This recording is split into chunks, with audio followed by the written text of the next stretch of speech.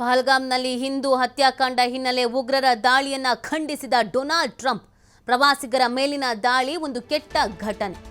America ಇದನ್ನು ತೀವ್ರವಾಗಿ ಖಂಡಿಸುತ್ತದೆ. ಜಾಗತಿಕ ಮಟ್ಟದಲ್ಲಿ ಪಾಕ್ಗೆ ಅಮೆರಿಕ ಛೀಮಾರಿಯನ್ನ ಹಾಕಿದೆ. ಪಹಲ್ಗಾಮ್ನಲ್ಲಿ ಹಿಂದೂ ಹತ್ಯಾಕಾಂಡ ಆಯ್ತಲ್ಲ, ಈ ಹಿನ್ನೆಲೆಯಲ್ಲಿ ಉಗ್ರರ ದಾಳಿಯನ್ನ ಡೊನಾಲ್ಡ್ ಟ್ರಂಪ್ ಕೂಡ ಖಂಡಿಸಿದ್ದಾರೆ.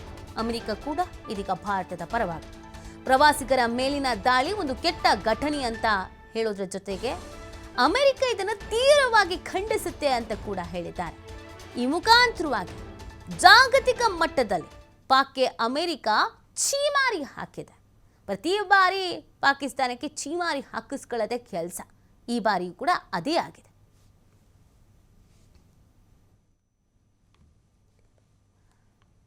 ನೋಡಿ, ಈ ಹಿಂದೆಯಿಂದಲೂ ಕೂಡ ಪಾಕಿಸ್ತಾನ ಇದೇ ಕೆಲಸವನ್ನ ಮಾಡ್ಕೊಂಡು ಬರ್ತಾ ಇರೋದು. ತಲೆ ತಗ್ಗಿಸುವಂಥ, ಮರ್ಯಾದೆ ಹೋಗುವಂಥ ಕೆಲಸವನ್ನ ಮಾಡ್ಕೊಂಡು ಬರ್ತಾ ಇರೋದು. ಎಷ್ಟೇ ಬಾರಿ ಎಷ್ಟೇ ದೇಶಗಳು ಛೀಮಾರಿಯನ್ನು ಹಾಕಿದ್ರೂ ಕೂಡ ಪಾಕಿಸ್ತಾನಕ್ಕೆ ಬುದ್ಧಿ ಮಾತ್ರ ಬರಲ್ಲ. ಈಗ ಅಮೆರಿಕ ಕೂಡ ಜಾಗತಿಕ ಮಟ್ಟದಲ್ಲಿ ಛೀಮಾರಿ ಹಾಕಿರೋದು ಇದು ನಿಜವಾಗ್ಲೂ ಖಂಡನೀಯ. ತೀವ್ರವಾಗಿ ನಾವು ಇದನ್ನು ಖಂಡಿಸ್ತೇವೆ ಅಂತ ಹೇಳಲಾಗಿದೆ. ಭಾರತದ ಪರವಾಗಿ ಅಮೆರಿಕ ಟ್ರಂಪ್ ಈಗ ಸ್ಟ್ಯಾಂಡನ್ನು ತೆಗೆದುಕೊಂಡಿದ್ದಾರೆ. ಈಗಾಗಲೇ ಎಲ್ಲ ಕಡೆಯಲ್ಲೂ ಕೂಡ ಚರ್ಚೆಗಳಾಗ್ತಾ ಇದೆ.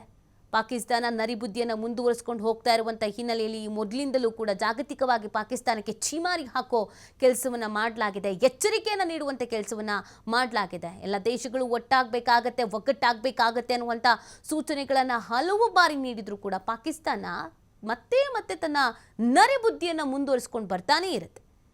ಇದೀಗ ಅಮೆರಿಕ ಈ ಒಂದು ಛೀಮಾರಿಕೆಯನ್ನು ಹಾಕಿರುವಂಥ ಬೆನ್ನಲ್ಲೇ ಪಾಕಿಸ್ತಾನಕ್ಕೆ ತೀವ್ರ ಮುಜುಗರ, ಮುಖಭಂಗ ಜಾಗತಿಕ ಮಟ್ಟದಲ್ಲಿ ಆಗ್ತಾ ಇದೆ.